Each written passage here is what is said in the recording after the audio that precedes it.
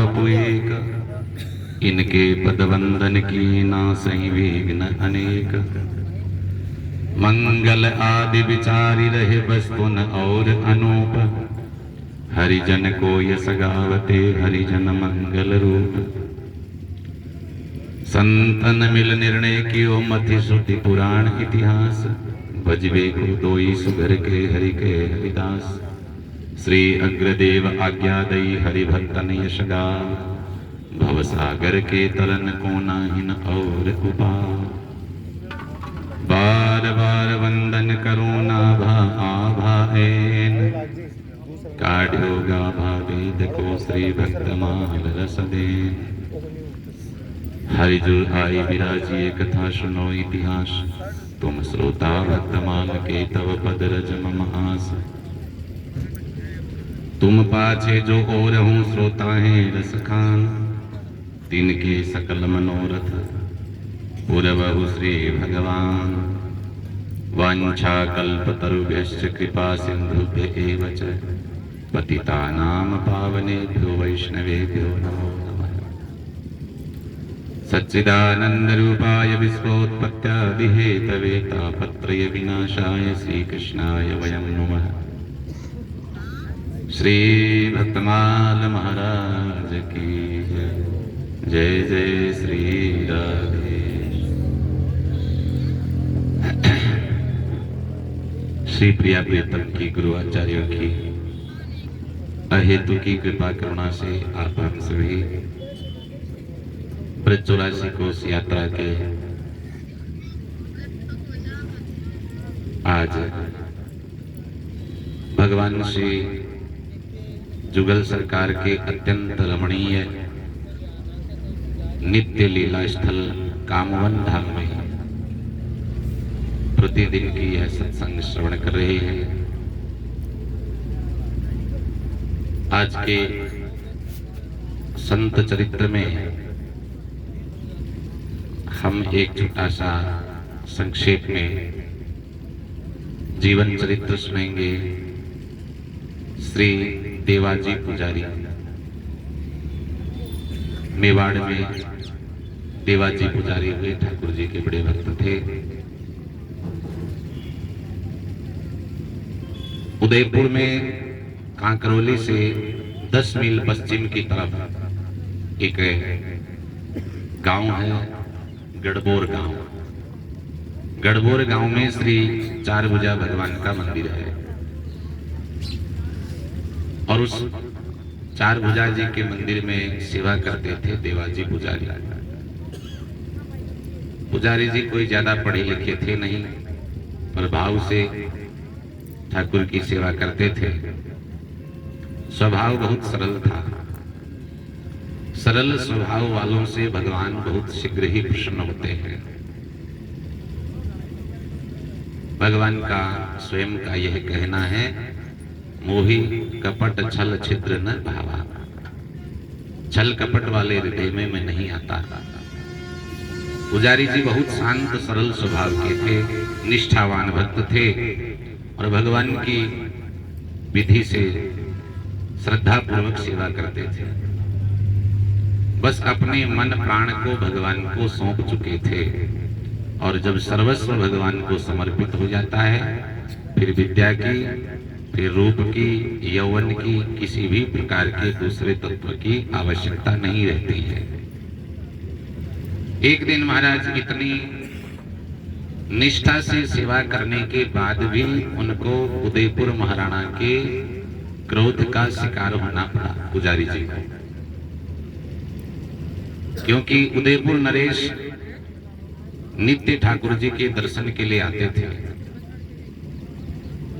एक दिन देवयोग से उनका कोप भाजन बनना पड़ा देवा पुजारी को। राणा जी एक पहर बीतने के बाद, शाम के समय एक पहर जब बीत गया, तब मंदिर में दर्शन करने के लिए आए और महाराज राणा के आने से पहले ही देवाजी ने ठाकुर जी को शयन करा दिया था। शयन आरती हो चुकी थी। राणा जी पहुंचे बाद में। अब जब ठाकुर जी को शयन कराते हैं तो उनकी पहले धारण की हुई जो श्रृंगार की माला है, रोज तो राणा जी टाइम पर आ जाते थे तो ये माला प्रसादी उनको मिल जाती। अब आज वह माला प्रसादी पुजारी जी ने स्वयं पहन ली और ठाकुर जी को शयन करा दिया, ओढ़ा दिया। गर्भगृह का दरवाजा बंद करके बाहर जाने ही वाले थे, तब देखा कि राणा जी आ रहे हैं। देख करके रुक गए और घबरा गए कि अब मैं राजा को कौन सी माला दूंगा। इधर उधर माला देखने लगे, कोई दूसरी माला है नहीं।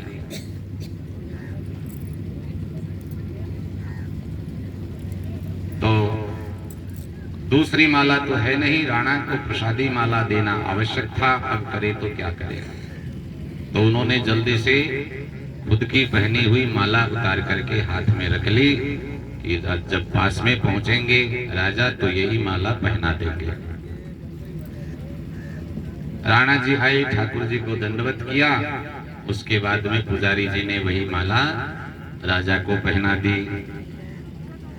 अब जब अपने गले से माला उतारी पुजारी जी ने राजा के लिए, तो उनके एक दो सफेद बाल उस माला में चिपक करके रह गए। कहते हैं कि राजा ने पूछा, शंका हुई उनके मन में। राजा ने कहा, पुजारी जी ऐसा लगता है ठाकुर जी बूढ़े हैं गए, उनके बाल सफेद आ गए, तभी उनकी प्रसादी माला में सफेद बाल हैं आज।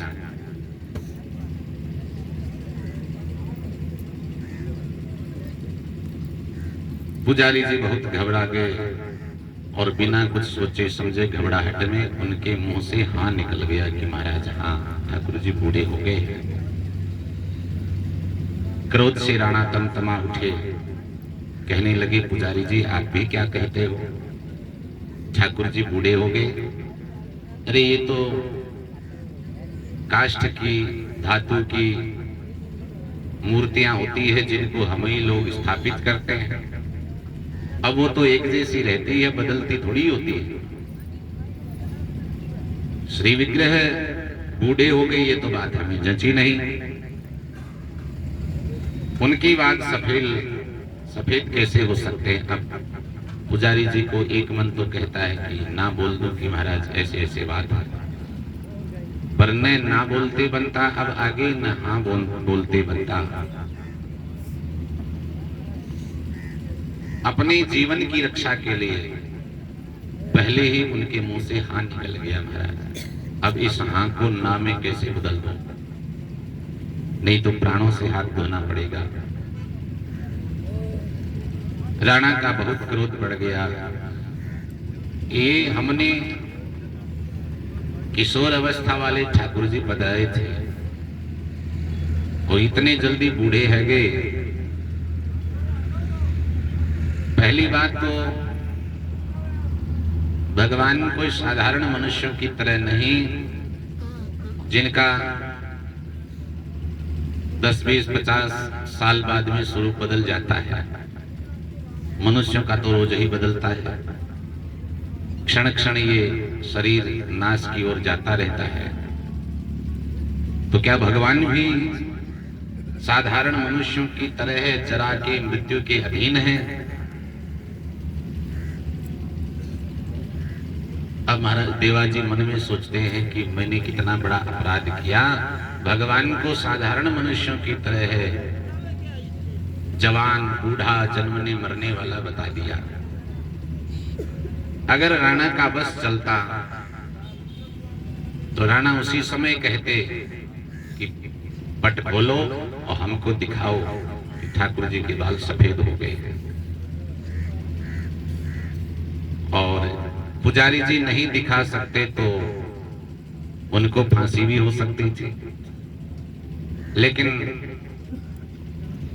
ठाकुर जी की लीला है। ये अच्छा हुआ कि पुजारी जी ठाकुर जी को शयन करा चुके थे, तो इस समय तो राणा कह ही नहीं सकता। इसलिए उन्होंने पुजारी जी की ओर देखते हुए कहा, कोई बात नहीं, रात रात आप विश्राम करो, घर जाओ, सुबह हम दर्शन करने फिर आएंगे। अगर ठाकुर जी के बाल सफेद नहीं हुए तो फिर देखना। ऐसा कह करके चले गए राजा। तो और पुजारी ने सोचा कि अब तो सुबह खैर नहीं महाराज, जब राणा ठाकुर के सिर पर सफेद बाल नहीं देखेंगे तो मेरी क्या गति होगी। रो रो करके ठाकुर जी से पूछने लगे, कहने लगे, प्रभु मैं बहुत बड़ा अपराधी हूं, मेरे मुंह से अचानक ये बात निकल गई। आप जरा के बुढ़ापे के अधीन थोड़े ही हो, आप तो नित्य नव किशोर हो। मेरी मति मारी गई, आपके सिर पर सफेद बाल कैसे, भय के मारे मैंने क्या कर दिया। अब मेरी रक्षा प्रभु तुम्हारे हाथ में है। हमने सुना है आप भक्तवत्सल हो, दीन दयालु हो, तो आप हमारी रक्षा करो। मैं भक्त तो नहीं लेकिन भक्त का स्वांग अवश्य करता हूं। पुजारी जी कहते हैं मन ही मन कि मैं आपका भक्त कहाँ हूं, मैं तो आपकी भक्ति का स्वांग कर रहा हूं। भाव भक्ति से रहित हूं, जैसा भी बनता है मैं आपकी सेवा करता हूं, नाम जपता हूं। प्रभु ये आपके ऊपर है कि आप सेवा वाले से रिझते हो कि बिना सेवा वाले से रिझते हो। इसके लिए आप पर कोई बंधन नहीं है कि जिसने बहुत ही ज्यादा जप किया है, बहुत ही ज्यादा सेवा करी है, उसी पर आप प्रसन्न होते हो। हमने ऐसा सुना है कि कंसेन प्रहिता घोरा पूतना बाल घातिनी। कंस के अनुचरों में एक पूतना नाम की राक्षसी है। वो आपको मारने के उद्देश्य से अपने स्तन में जहर लगाकर आई थी। उसको भी आपने परम गति प्रदान करी। जो अपनी मां को मिलने चाहिए वही पूतना को आपने गति दी है। तो प्रभु मेरे पर भी ऐसी ही कृपा करो। अब मैं ये तो कैसे कह दूं कि मेरे लिए आप बूढ़े बन जाओ, सफेद बाल धारण कर लो। पर प्रभु हमने यह भी सुना है अपने गुरुजनों से कि स्वांग करने में हमारा ये नटवर नागर नंदा बहुत निपुण है। तो एक बार ऐसा स्वांग कर लोगे क्या हो जाएगा। हमारी रक्षा के लिए आप ऐसा स्वांग रच लो। बड़े कुशल हो आप, क्षण भर के लिए सफेद बाल धारण करने में आपको क्या लग जाएगा। फिर कहते हैं मैं एक क्षण के लिए भी आपका स्वरूप बिगाड़ने को क्यों बोलूं। अब मैंने तो जैसा मेरी रक्षा के लिए भाव आया वैसी प्रार्थना कर दी। प्रभु अब आगे ये जीवन आपके हाथों में है, जो चाहो सो करो। एक तो मैंने पहले ही अपराध किया कि आप नित्य किशोर हो, मैंने आपको बूढ़ा बताया। और अब मैं ऐसी प्रार्थना करके अपने अपराध को बचाने की प्रार्थना कर रहा हूं, तो ये दूसरा अपराध मैं कर रहा हूं। अब मैं तुमसे और कुछ भी नहीं कहूंगा। अपराध करना महाराज हम लोगों का जीव का स्वभाव होता है। देवा पुजारी जी कहते हैं ठाकुर जी से कि हम तो जीव हैं और उसी स्थिति का नाम जीव होता है जिसमें वह समझता नहीं है। अज्ञानता अबोधता की स्थिति को ही जीवपना कहते हैं। जब अज्ञानावस्था मिट जाती है और अपने स्वरूप का बोध हो जाता है तो जीवपना मिट जाता है। वही जीव फिर ब्रह्म रूप हो जाता है, क्योंकि उसी ब्रह्म का ही तो अंश है। पुजारी जी कहने लगे रो रो करके भगवान से, आज तो मेरे सिर पर काल ही मंडरा रहा है। सुबह होते ही फांसी के ऊपर लटक जाना है, कोई बचाने वाला नहीं। बस भगवान का स्मरण करते हैं, भगवान के अलावा और कौन बचा सकते हैं। रो रो करके भगवान से पुकार कर रहे हैं। भक्त रात भर जाग रहा था, रो रो कर भगवान को पुकार रहा था।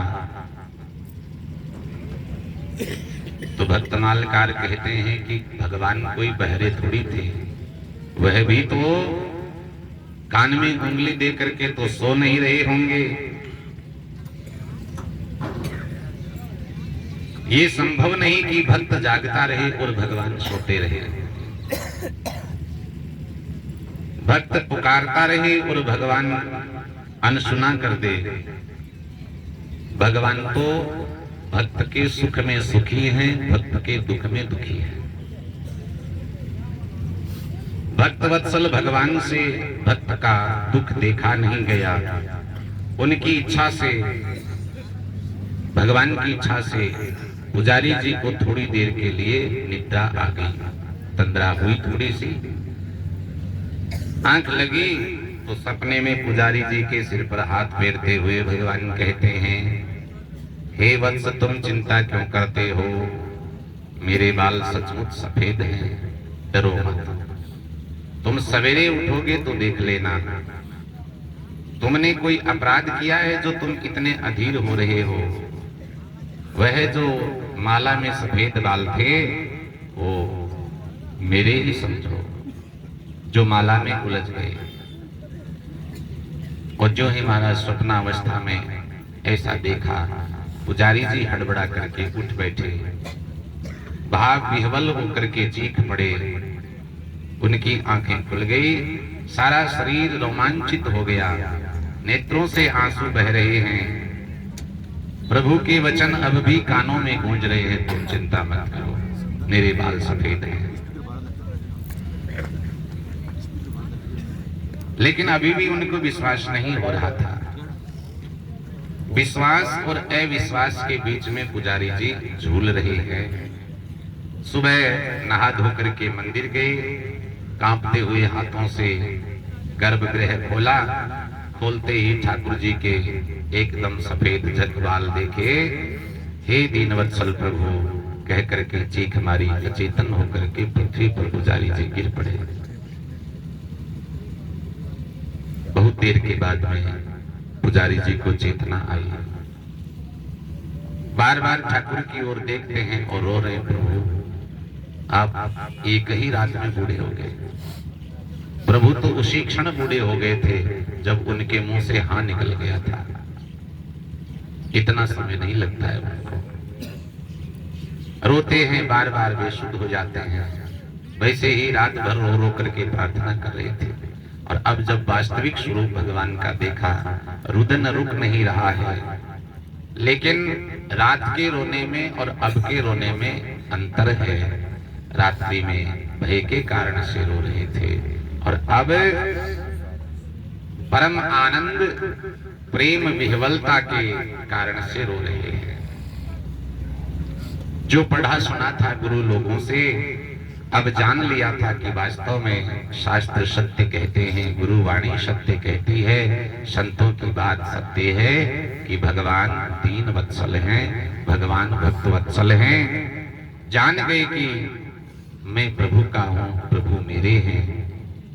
उनके आनंद का कोई अंत नहीं था और वही आनंद, वही प्रेम विह्वलता आंखों से आंसू बन बन करके बह रही थी। थोड़ी देर हुई, राणा जी पहुंच गए। दूर से पुजारी जी को रोते देखा तो समझ गए कि रात्रि में नाटक किया था, अब इसीलिए रो रहा है। लेकिन जैसे ही पास में आए और ठाकुर जी पर दृष्टि पड़ी तो वे आग बबूला हो गए। कहने लगे, पुजारी जी आपको बिल्कुल भी लज्जा नहीं है कि श्री मूर्ति के ऊपर आपने सफेद बाल चिपका दिए हैं। ठाकुर जी के साथ में खिलवाड़ करते हो। आप कोई मोम और ये नकली बाल लेकर के आए हैं जो आपने चिपका दिए। अभी खोलता हूं आपकी ये कलई, खोलता हूं मैं अभी। इतना कह करके वो अंदर गए। ठाकुर जी के सिर का एक बाल पकड़ा, खींचने लगे। ठाकुर जी ने नाक ऐसे सिकोड़ी जैसे पीड़ा हुआ, सिर के बाल खींचने पर नाक तो स्वतः ही टेढ़ी हो जाती है। ऐसे सिकोड़ लिया और जैसे ही वो बाल पकड़ा, ठाकुर जी के सिर से रक्त की बूंद निकल करके राणा के अंग रखे पर तौलिए पर आकर के गिर पड़ी। और ऐसा होते ही राणा भी मूर्छित होकर के पृथ्वी पर गिर पड़े। कहते हैं एक पहर तक राणा मूर्छित अवस्था में रहे। होश आने पर उनके पश्चाताप का कोई अंत नहीं। अपने अपराध का करोड़ों अपराधों के समान ठाकुर से क्षमा के लिए रो रो करके प्रार्थना करने लगे। पुजारी जी के चरणों में सिर रख करके कहते हैं, पुजारी जी मैं बड़ा मूर्ख हूँ, अविश्वासी हूँ। मैंने भक्त और भगवान के बीच में व्यवधान पैदा कर दिया। आप भगवान के हो, भगवान आपके हैं। हम तो क्या दर्शन करने आते हैं, हम तो क्या भगवान को जानते मानते हैं। ये भक्त भगवान की अंतरंग लीला है। इस स्थिति में हमने हस्तक्षेप किया। अब मैं कहां इस अपराध का प्रायश्चित करूं। आपको झूठा मिथ्यावादी मान करके मैंने आपका भी अपराध किया है और भगवान को इतना कष्ट दिया है कि उनको वेदना हुई, रक्त बह गया। एक मैंने भगवान को केवल काष्ठ की मूर्ति समझा। मैं आपसे हाथ जोड़ करके प्रार्थना करता हूं, आप मुझ मूर्ख को माफ कर दो। मुझे ये विश्वास है कि आप क्षमा कर दोगे तो भगवान भी कर देंगे। दुर्वासा जी के संबंध में यह प्रसंग आता है कि भगवान स्वयं कहते हैं, मेरा कोई 1000 अपराध करे वो क्षम्य है, लेकिन मेरे भक्त का अपराध मुझसे सहन नहीं होता है। गोस्वामी जी महाराज मानस में वर्णन किए कि जो अपराध भगत को करई, राम रोष पावक सो जरई, लोकहु वेद विदित इतिहासा, यह महिमा जाने दुर्वासा। दुर्वासा जी को पूछिए कि भक्त अपराध क्या होता है, तो मुझे पता है कि आप क्षमा कर दोगे तो भगवान कर देंगे और नहीं तो भगवान भी नहीं करेंगे। मेरी गति हो या दुर्गति है ये आपके हाथ में है। जैसा आप चाहोगे वैसा ही हो जाएगा। भक्त क्षमाशील होते हैं। मेरे अपराध की ओर आपने देखे। पुजारी ने ऐसा कहते ही राणा को छाती से लगाया और कहने लगे, राजन अपराधी आप नहीं, अपराधी तो मैं हूं। मैंने झूठ बोल करके ठाकुर को किशोर से बूढ़ा कर दिया। नित्य किशोर जो भगवान है, आज हम वृद्धावस्था में उनके दर्शन कर रहे हैं। मैंने झूठ बोल करके आपका भी और भगवान का दोनों का अपराध किया है। लेकिन ठाकुर इतने उदार हैं, दयावान हैं कि उन्होंने आपके दंड से मुझे बचाने के लिए झूठ को सच कर दिया। मैं सच कहूं, भगवान के बाल आज से पहले कभी सफेद नहीं थे। ये भगवान ने लीला करी हमारे। तो इसलिए आप राजा हो, हमारे लिए तो बड़े हो, पूज्य हो, तो आप नहीं, मैं आपके चरणों में प्रार्थना करता हूं कि इस दास को झूठ के लिए क्षमा करो। राणा चले गए, बिना अन्न जल किए दिन भर रोते रहे। रह रह करके अपने इस कृत्य को याद करके दुखी हो रहे थे। जितना उस घटना के बारे में सोचते उतना ही दुखी होते। अंत में उन्होंने अपना अपराध इतना जघन्य लगने लगा कि अब प्रभु से क्षमा की प्रार्थना करने में भी संकोच आने लगा। अपराध की भी कोई निश्चित सीमा होती है, उससे बाहर निकल जाए तो वो अपराधी को भी लगने लगता है कि मैं क्षमा मांगू किस बात की, मेरा अपराध इतना बड़ा है। ऐसा राणा के मन में भाव आया। कहने लगे भगवान से कि प्रभु मैंने जो कार्य किया है उसके लिए क्षमा मांगू, ये भी मूर्खता है। मैं क्षमा का पात्र नहीं, न मुझे क्षमा करना, दंड दे आप, जैसा चाहें वैसा ही। दिन भर और रात भर रोते रोते भगवान से ऐसे प्रार्थना करने लगे। रात्रि में उनको लगा राणा को कि भगवान मुझसे कह रहे, राणा तुम्हारा दंड यही है कि आज के बाद तुम्हारी गद्दी पर जो भी बैठे राज गद्दी पर, वो मंदिर में मेरा दर्शन करने न आए। यही दंड है तुम्हारे लिए। तो ऐसा कहते हैं कि आज तक इसका पालन हो रहा है। उदयपुर की मेवाड़ की गद्दी पर बैठने के बाद राजकुमार तो जा सकते हैं, लेकिन राजगद्दी पर जो बैठ जाता है वो फिर दर्शन करने नहीं जाता है। तो प्रभु की लीला महाराज अगम्य है, वहां तक कोई जा नहीं सकता। उनके संबंध में कुछ भी कहते सुनते नहीं बनता, ये तो उनके भक्त ही अनुभव करते हैं। अनुभव का ही विषय है, वाणी का विषय नहीं। रह रह करके एक प्रश्न उठता है कि पुजारी जी को इतना ही तो कहना था, महाराज आप लेट हो गए, शयन का समय हो गया, हमें ठाकुर जी को ओढ़ाना जरूरी था, सो हमने श्रृंगार उतार के खुद धारण कर लिया, माला प्रसादी खुद ले ली, आप देरी से पहुंचे। इतना ही तो कहना था। ये भी कह सकते थे कि महाराज मुझे क्या पता, जिस माली के यहाँ से माला आती है उसके यहाँ से कुछ लग करके आया होगा सफेद बाल। प्रभु के सिर के बाल सफेद होने की ही बात क्यों आई उनके मन में? तो इसका एक ही उत्तर है, प्रभु की प्रेरणा से ही आई।